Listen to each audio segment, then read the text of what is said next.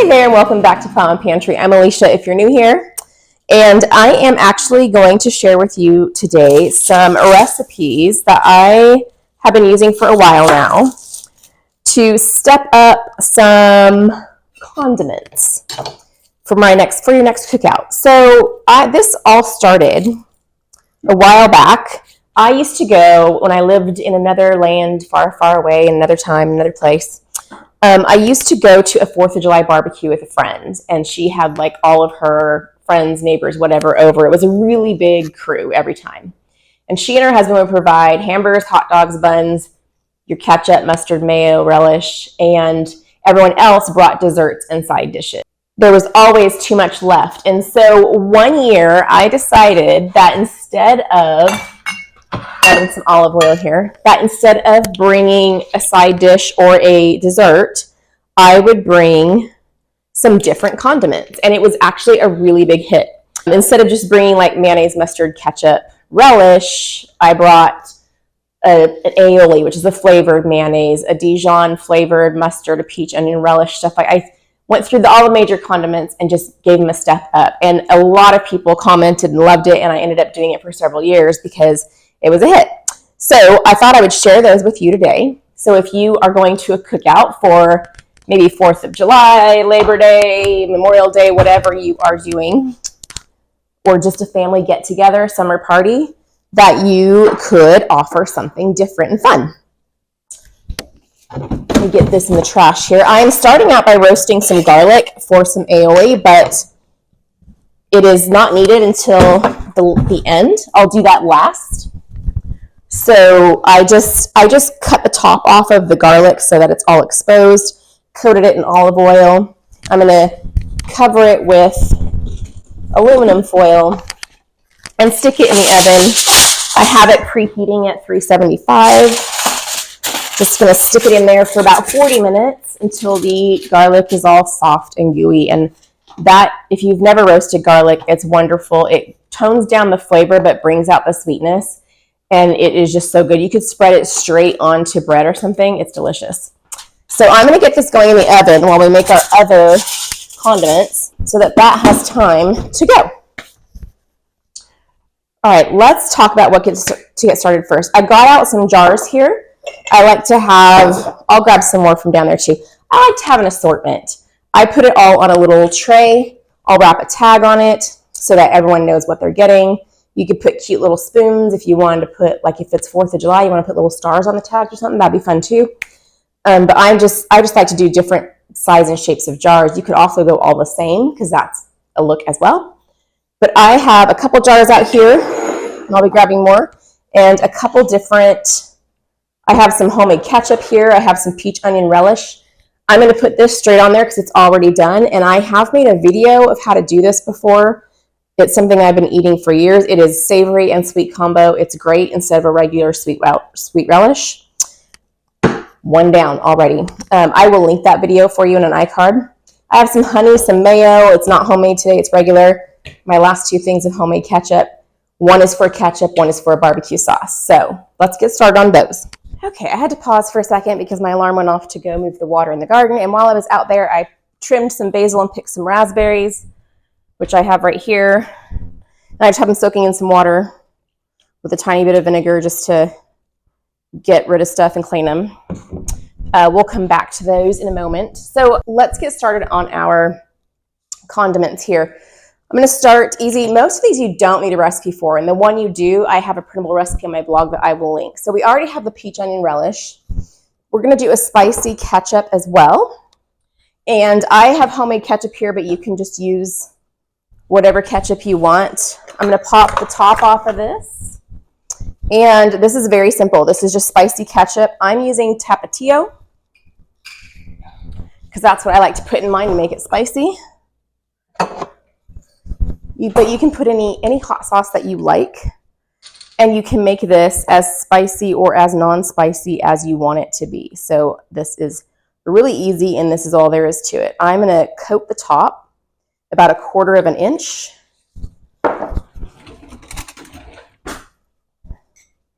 Mix it well together. I like it enough to know that it's spicy, but not so much that it's killing my tongue. Give it a little taste. Definitely has a kick. All right, so that is actually done. It's gonna go on my tray. Next up, let's go ahead and make the raspberry chipotle barbecue sauce, which is the one you will need the recipe for. It is still really easy, and I just put it in a blender. And like I said, I will leave a link to this one on my blog. I use ketchup in this along with raspberries.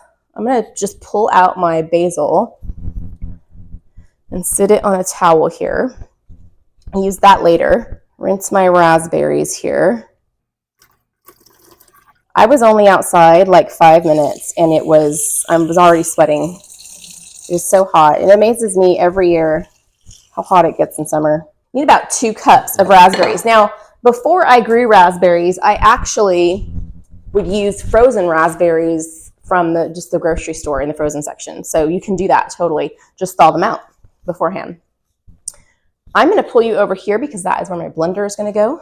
This is not a difficult recipe. It's just to blitz it up and pour it into a jar, label it, and you're ready to go. So I need about 2 cups of raspberries here. You could, if you want, you can blender the raspberries first and then strain them if you don't want the seeds.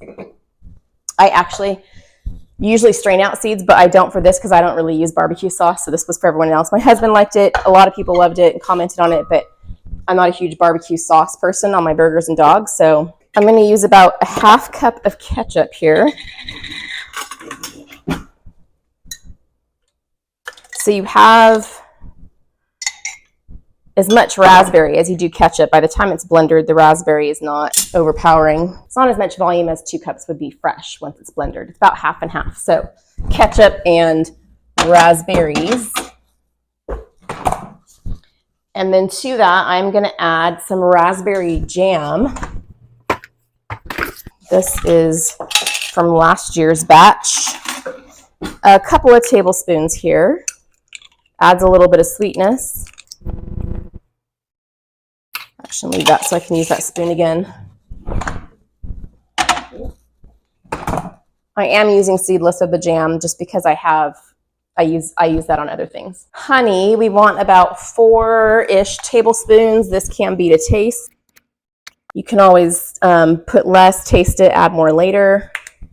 It's up to you. Some balsamic vinegar. I absolutely love this balsamic vinegar from Azure Standard. Just putting a couple tablespoons of this in. Some soy sauce, about a tablespoon of that. Some garlic. Actually, let's put in the chilies first. I'm putting in chilies and adobo from this can that I had opened from something else.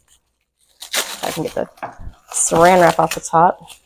I like to put about 3 in here. Again, if you like things spicier, you can do that. I'm going to get 3 peppers and a little bit of that sauce in the bottom. You can use about a clove of fresh garlic. I'm being lazy today and using garlic powder. About a teaspoon if I'm doing the powder, but I would use a large clove, probably a couple cloves, or if you use a bottled minced garlic, I would use like a heaping teaspoon of that. Worcestershire sauce is next. Just a little squirt, maybe 1 or 2 teaspoons. And then I'm also going to put in some Dijon mustard.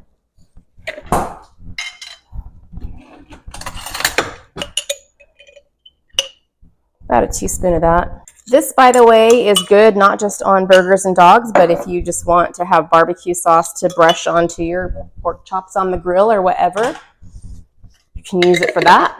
And that is all I'm putting in here. I am just going to blitz it all up.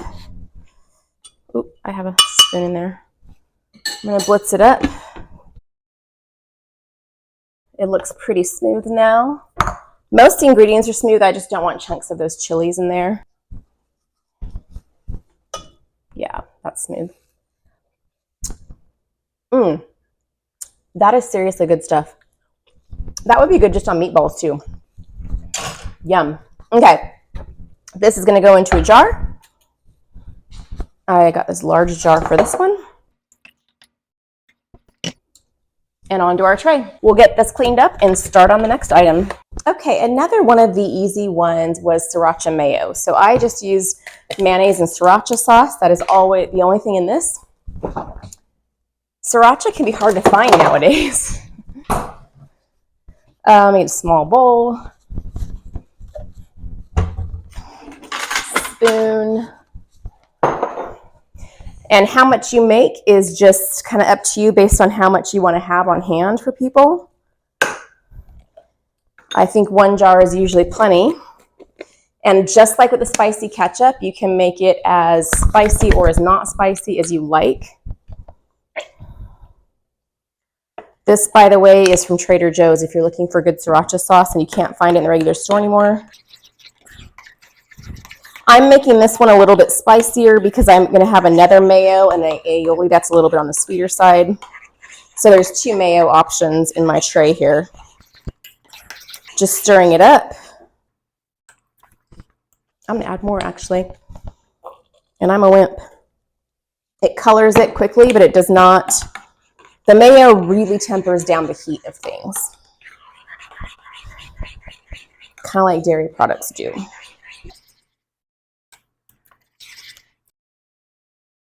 Get a clean funnel.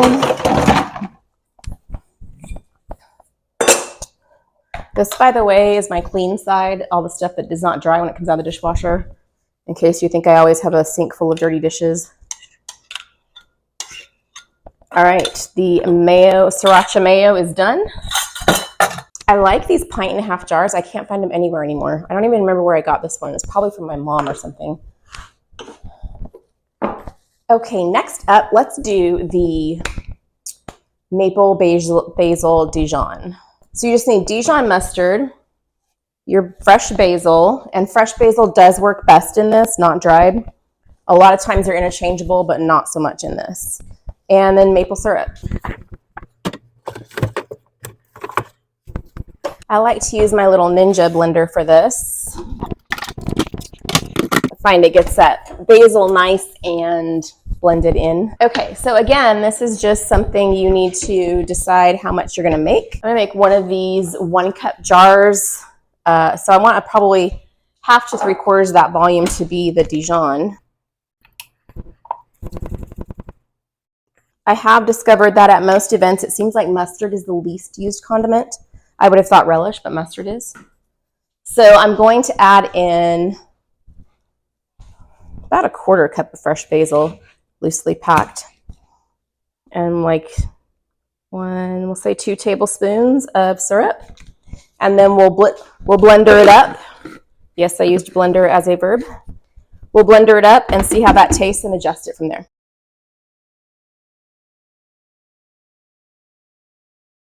That seems pretty well mixed, so let's give it a little taste and see what it's like. That is good. I'm gonna leave it just like that. I was expecting to need to add more syrup or something. You know, some days when you're doing things by taste, it seems like you're always adjusting, like forever adjusting. And then some days it seems like every time the first taste is the right one, you know? Okay, I'm gonna rinse out my blender here because I'm gonna use it again for my aioli, which is the last one of the condiments. So we're already almost done here. I think I'm actually still gonna be waiting on that garlic a little bit. Okay, so the last one we're gonna make is an aioli. And an aioli is just a flavored mayonnaise. Lemon garlic aioli is delicious on sandwiches. But for this one, we're making a balsamic roasted garlic aioli, which is why we have the garlic roasting. So we just need the mayo, some balsamic vinegar. Again, I'm using that great one I love from Azure, some salt, and then the garlic when it comes out of the oven. My mayonnaise here. And I'm gonna go ahead and get this in the jar so that it's ready when the garlic comes out. I can blitz up everything that's left so that all that we need to add is the garlic. Whoa. So for the flavorings, really, I'm going to add a couple tablespoons of the balsamic vinegar 2 to 3 tablespoons per cup of mayo. You can always adjust it after you're done and you taste it. I'm just going to do a pinch of salt, big pinch, but a pinch of salt. And I'm going to check on the garlic and see if it's ready. Okay, you know when roasted garlic is ready because when you squeeze it, those cloves just kind of slip on up and they're soft. You could smear them. So this is ready. I'm going to pull these cloves out and put them in the blender with the other stuff. Okay, this is hot, so I don't want to touch the glass pan here. And I'm going to put most of this head, not all of it. If I was making a lot more, I would put more of it, but since I'm not, I'm going to keep some of this for some garlic bread or something. Delicious. So I'm going to put about half the head in. Again, if you like a lot of garlic, you can make it heavy on the garlic. If you want just a little bit of garlic, use just a little bit. Ideally, I would have roasted this ahead of time so I wasn't messing with it hot right now. Just easier that way. Let's get this blendered and see how it is. Need to mix it around down there. It almost looks like a mocha or something right here.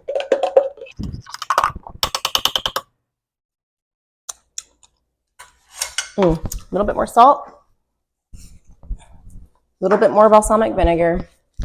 See, I had to go and say something about how it was just all doing well the first time today, right? That's all my fault right there.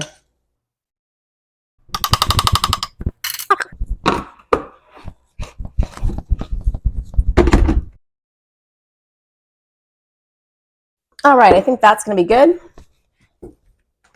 Give it one last taste. That is pretty yummy.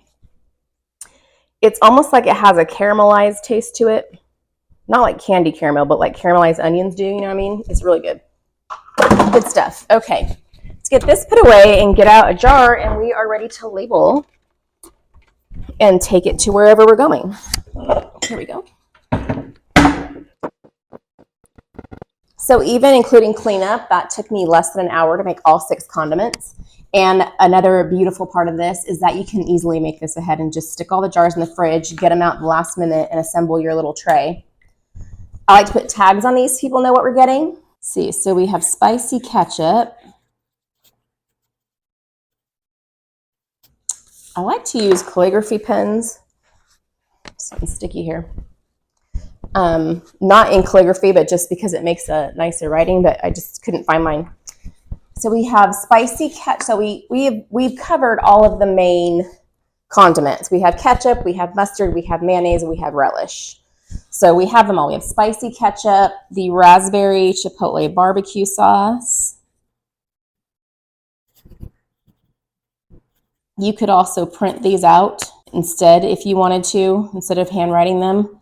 If you're one of those people that can do the real swoopy up and down typewriting, I'm kind of jealous of you. I can't do that. So we have the maple basil Dijon. So that is a mustard. We have the roasted garlic based balsamic aioli. Okay, let's see. Sriracha Mayo. What am I missing? I have 5 here. Oh, the peach onion relish. That's what I'm missing. And I'm just going to tie these on the jars with a little bit of twine here. These tags are kind of big for the jars, but I kind of like that look. I think it's fun. So I just do it that way, but you can do whatever you like. I think it'd be fun to use colored ribbons if you're doing like a 4th of July thing. That could be cool. I will warn you though, that these will come back, the tags will not come back to you clean. They will be legible, but they will be spotted with all the stuff people use and drop along the way. These also travel easily because you can put the lids on them and don't take the lids off till you get there. Just put them on the, take the lids off, put them on the tray. You don't have to worry about spilling like you do some things, you know. Taking dishes places, there's always the how am I going to get it there safely question.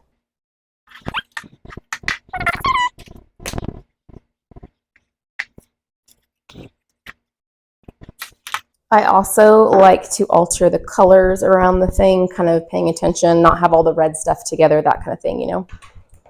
Let's see, this is the roasted garlic balsamic aioli.